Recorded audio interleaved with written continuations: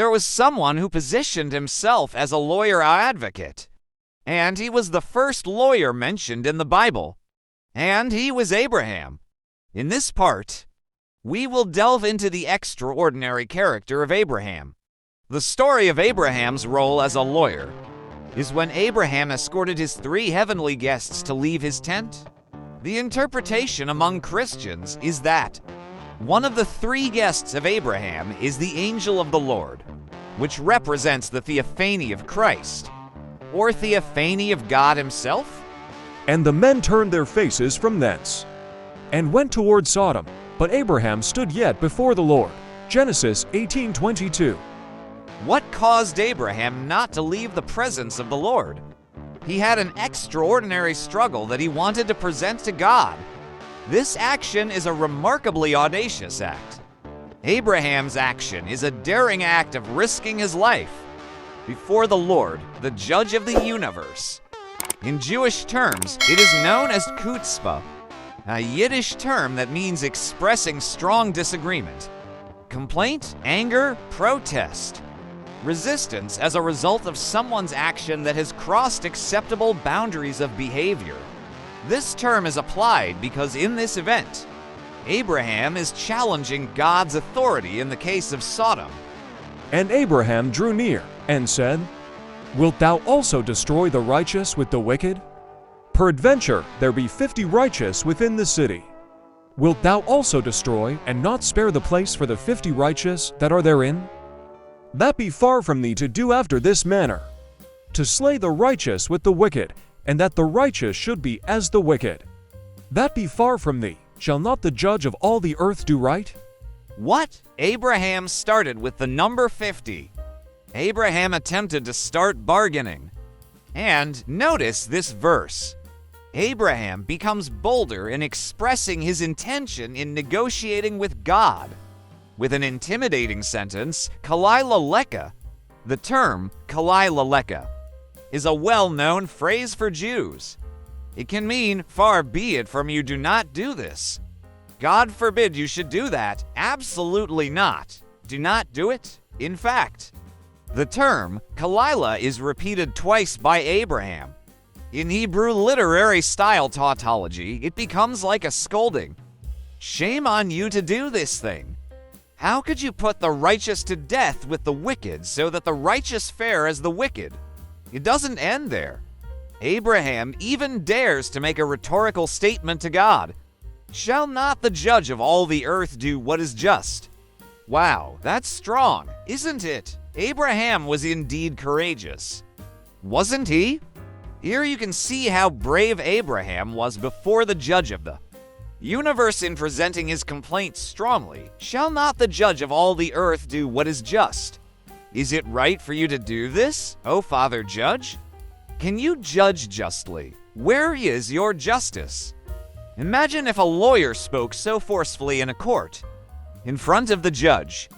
Perhaps his actions would be considered contempt of court for insulting the judiciary. God forbid. God was not offended by the audacity expressed by Abraham.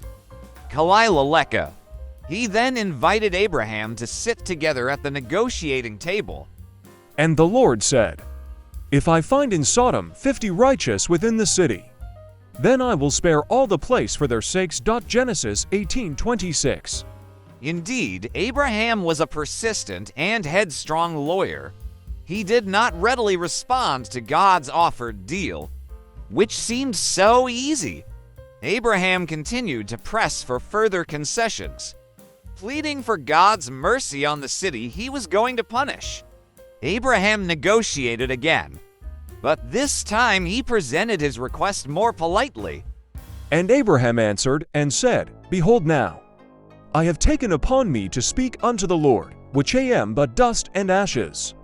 Peradventure there shall lack 5 of the 50 righteous. Wilt thou destroy all the city for lack of 5? And he said, If I find there 45, I will not destroy it.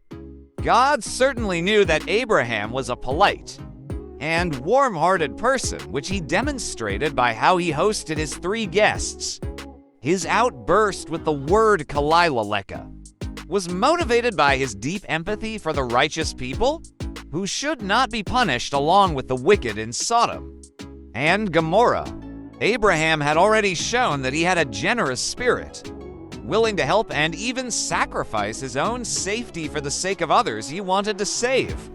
This can be seen when Abraham went to war against Kedorlaomer and his allies to rescue Lot.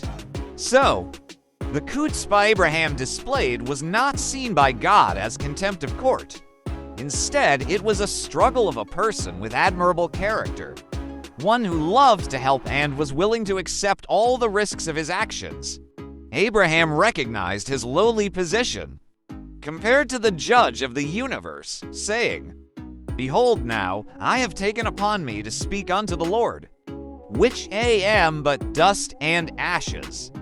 Here, Abraham equated himself with the essence of Adam, that he is a created being, just like Adam.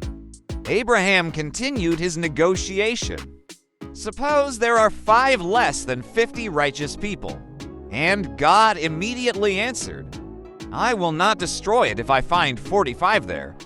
Again, Abraham did not stop being a persistent negotiator.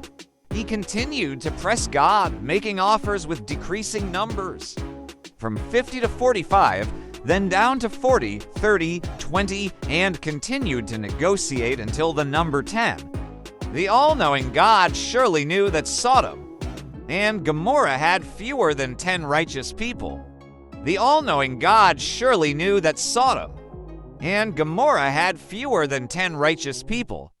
The judgment upon those cities was inevitable. But there's something we should learn here, that the Most High God is willing to humble himself to sit at the negotiating table with his created humans. God allows his people to present their requests or objections to him, even in situations that can be described as challenging God, with audacity and courage, just like what Abraham did. Our God is very democratic. His policies can be criticized. Not to change his decisions, but sometimes God allows this to happen, so that his people can contemplate and understand what he desires. There's another example, where God invites humans to reason with him, lekunav and ivakaka. Come now, and let us reason together. Saith the Lord, though your sins be as scarlet, they shall be as white as snow. Though they be red like crimson, they shall be as wool. Isaiah 1:18.